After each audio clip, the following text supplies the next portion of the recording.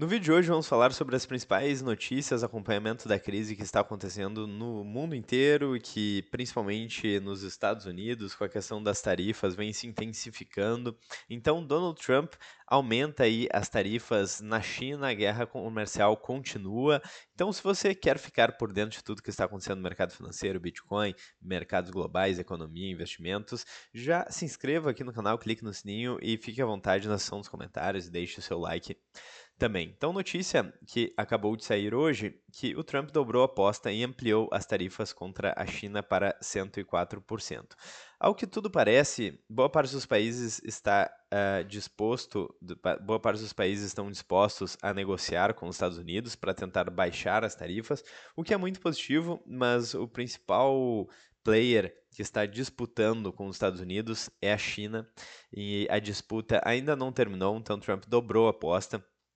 Existe inclusive um livro que fala sobre técnicas de negociação do Trump e ele costuma agir dessa forma. Ele vai dobrando a aposta, chega aí com uma proposta muito alta e com isso ele tem espaço para a negociação. Ele basicamente chega com os dois pés na porta e ele, no meio do caos, no meio de propostas aí péssimas, para quem está negociando, ele consegue negociar e fechar um acordo um pouco mais decente. Então, essa é a estratégia que ele utiliza geralmente. Com o mundo inteiro, parece que existe interesse por parte de vários países de negociar e reduzir as tarifas, mas com a China, então, ele dobrou a aposta e vamos ver qual que vai ser a resposta da China em relação a isso, que vai definir muito a economia no global aí num curto e médio prazo. Aqui a gente tem as bolsas no dia de hoje.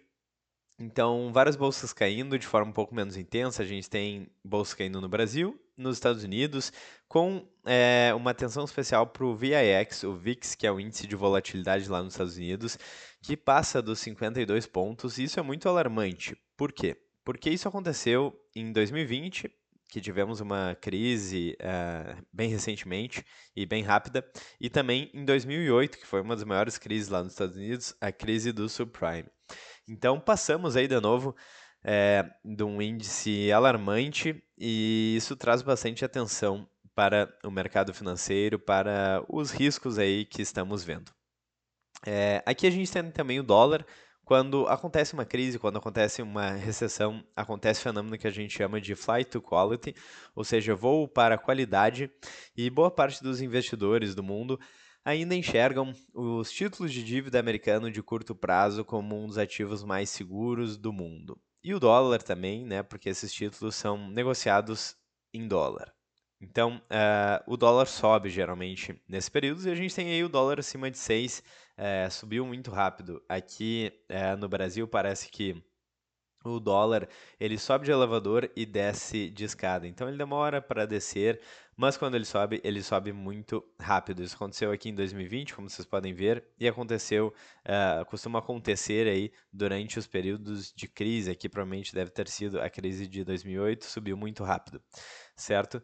Então isso está acontecendo de novo. Bom, e o que que o Smart Money está fazendo? Como o Smart Money, os grandes investidores estão se preparando ou estão preparados aí para esses momentos. A gente sabe que de tempos em tempos acontecem recessões. A economia dos Estados Unidos está num período bastante crítico, vamos mostrar em breve o motivo, mas o Warren Buffett, então, um dos maiores investidores do mundo, chamou muito a atenção nos últimos meses e anos, inclusive, para um caixa crescente. Eles agora têm 325 bilhões de dólares, batendo recorde aí, no final do ano passado e no início desse ano. Então, recorde de caixa. E quem tem caixa no período de recessão é rei. Eu estava ouvindo o Faca aí num podcast recente e ele mencionando que um conhecido dele convidou ele para um negócio comprar uma vinícola na Argentina no auge da crise por um valor muito baixo.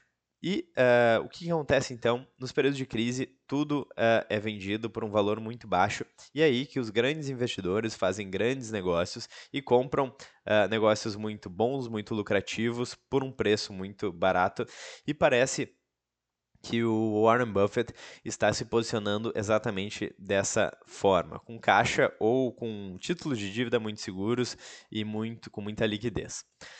Outro grande investidor aqui é o Ray Dalio e ele alerta que essas tarifas aí, elas refletem nada mais, nada menos que um colapso maior na ordem econômica e política global, ou seja, as tarifas encadearam uma queda nos mercados, mas não causaram, digamos assim, toda essa queda, porque o mercado já está bastante instável. E vamos explicar o motivo. Então, o Ray Dalio também provavelmente está se posicionando no mercado de forma bastante cautelosa e buscando aí ativos provavelmente que não são muito voláteis e que não estão sujeitos a uma queda muito significativa, porque ele vê o potencial de uma queda e de um problema, de um colapso na ordem econômica e política global. Por que que isso está acontecendo então? Porque nós temos uma dívida crescente não só nos Estados Unidos, mas em todo o mundo. Os Estados Unidos, no caso aqui, tem mais de 36 trilhões de dólares de dívida, e isso aconteceu justamente por causa dos bancos centrais, das moedas fiduciárias e da impressão de dinheiro.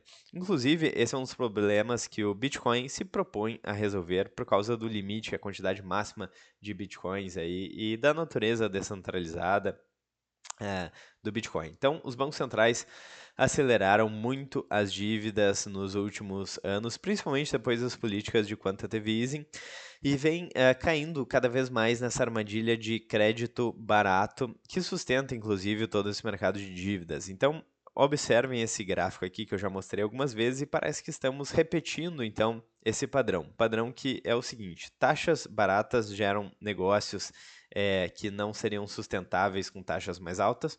Quando o Banco Central tenta subir as taxas novamente, ou seja, trazer para um patamar mais natural, uh, eles percebem problemas estruturais na economia, voltam a baixar, temos uma recessão. O mesmo acontece aqui, taxas baixas, gerou-se a bolha aí dos anos 2000, bolha das dot-coms, e quando o Fed sobe juros, temos problemas, porque aqueles negócios que eram viáveis com taxas de juros muito baixas, quando o dinheiro fica mais caro, não são mais viáveis. Se você tem uma empresa que lucra 5% ao ano, se a taxa de juros básica é maior que isso, já não vale mais tanto a pena o seu negócio. Então, mais uma recessão aqui. O Fed baixou de novo a taxa de juros, quando subiu tivemos a crise do subprime, coisa que poucas pessoas falam, como a manipulação da taxa de juros acabou gerando investimentos ruins e acabou culminando aí no problema que tivemos em 2008, a mesma coisa em 2020 e parece que estamos repetindo o padrão, a mesma coisa aqui agora em 2025, com a queda no mercado financeiro. Talvez a gente tenha mais uma linha aqui de recessão nesse período de crise, enfim. Então, dois cenários aí para o futuro que eu estou enxergando. Lembrando que isso não é uma dica de investimentos, é a forma que eu estou enxergando as principais possibilidades aí do mercado. Eu fiz apenas dois cenários para simplificar a análise. No cenário mais otimista, então, o Federal Reserve, o Banco Central dos Estados Unidos, corta os juros e já aumentou aí a probabilidade do corte de taxa de juros, pelo menos na visão do mercado, por parte dos investidores, né, a visão que eles têm do Banco Central. Países negociam e reduzem tarifas, então isso faz parte desse cenário otimista. Inclusive a China pode ser que desista aí dessa corrida, porque eles podem ter um grande problema econômico também em decorrência disso. Se eles continuarem aumentando as tarifas, talvez o problema até maior que o dos Estados Unidos, e o mercado volta a subir. Então, subir, né? Então, basicamente, países negociam e baixam as taxas, Fed corta juros e acontece de novo esse padrão. Então, quando o Fed corta juros, o mercado volta a crescer. O que provavelmente pode acontecer nesse cenário? Aqui, então, antes disso, uma notícia que diz que Trump acredita que a China vai aceitar um acordo em algum momento para reverter tarifas de 104%. Isso pode indicar que ele está aumentando com o objetivo de negociar, puxar aí, alavancar o, o custo, né, as opções aí que ele põe na mesa e fazer com que os países decidam reduzir as tarifas e renegociar com os Estados Unidos. Aqui também uma notícia que diz que a União Europeia, Taiwan e Israel propõem zerar tarifas alfandegárias sobre produtos americanos, justamente com essa ideia de negociar e baixar as tarifas de forma mútua. Quem se beneficia com isso, então? Geralmente o Bitcoin sobe nos períodos de créditos baratos, de expansão da base monetária e, inclusive, o Bitcoin foi criado para isso. No bloco Gênesis do Bitcoin, ele menciona o segundo ato de salvar os bancos na crise de 2008. Então, uma alternativa a toda essa impressão de dinheiro, crédito barato, dívida, pode ser o Bitcoin. Bitcoin costuma desempenhar muito bem nesse período de crédito barato e dinheiro na praça. E também aqui a Nasdaq, a bolsa nos Estados Unidos, mas principalmente empresas de tecnologia. Então, a mesma coisa, a gente vê as empresas aqui, a Nasdaq, o índice Nasdaq, que é voltado à tecnologia, subindo bastante depois de 2008 e depois também aqui a gente teve a crise de 2020 e subindo ainda mais. Então, está se tornando cada vez mais volátil, a subida cada vez mais acentuada, o que também mostra o risco de uma correção, caso o problema se acentue. E vamos falar sobre isso então no cenário pessimista, o cenário número 2, que é em relação a problemas de liquidez e chamada de margem. Caso isso comece a acontecer lá nos Estados Unidos, a chamada de margem, então os investidores começam a ter que encerrar posições no prejuízo e precisam aí de cash o quanto antes para cobrir aí os prejuízos. Bancos quebrando, então, como aconteceu com Lehman Brothers na crise de 2008, na crise do subprime, e intensificação da guerra comercial. Esse seria o cenário pessimista, então, e o que se beneficia, digamos assim, desse cenário pessimista?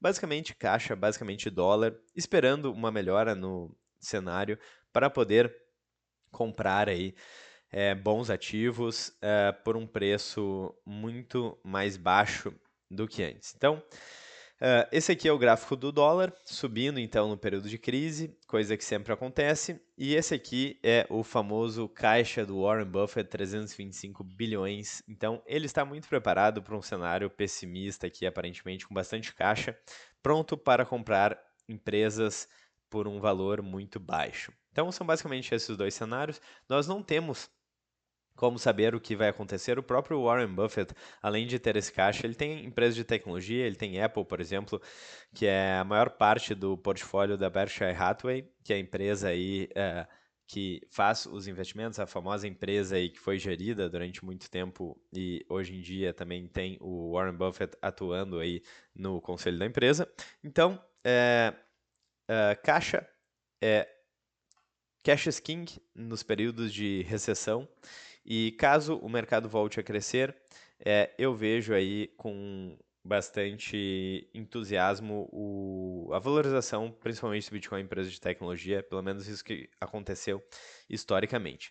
Não sabemos a dimensão dessa crise, pode ser que seja uma crise mais rápida, o Banco Central volte a imprimir juros e o problema da dívida e do crédito seja empurrado mais para frente, mas pode ser como afirma o Ray Dalio, que estejamos diante de um grande problema, um colapso maior na ordem econômica global, e daí, nesse cenário, Bitcoin, ativos voláteis, empresas de tecnologia podem continuar caindo bem mais, porque essa subida foi muito acentuada nos últimos anos, e daí sim teremos um cenário mais caótico, onde quem tem cash pode comprar bons ativos. Particularmente, então, lembrando, isso não é uma dica de investimentos, uma estratégia que o Warren Buffett está fazendo é algo equilibrado. Ele tem caixa, caso a gente entre em uma recessão, e isso acontece de tempos em tempos, e ele também tem algumas empresas aí que mostram uma boa valorização em períodos de alta de crédito barato. Bom, então esse é o cenário. Fiquem à vontade na seção dos comentários, o que vocês estão achando desse momento. Será que a crise vai continuar ou será que provavelmente o Banco Central vai começar a subir, aliás, a baixar a taxa de juros, imprimir dinheiro e reverter essa tendência? Então, eu vou ficando por aqui, eu vejo vocês no próximo vídeo. Um grande abraço e até mais.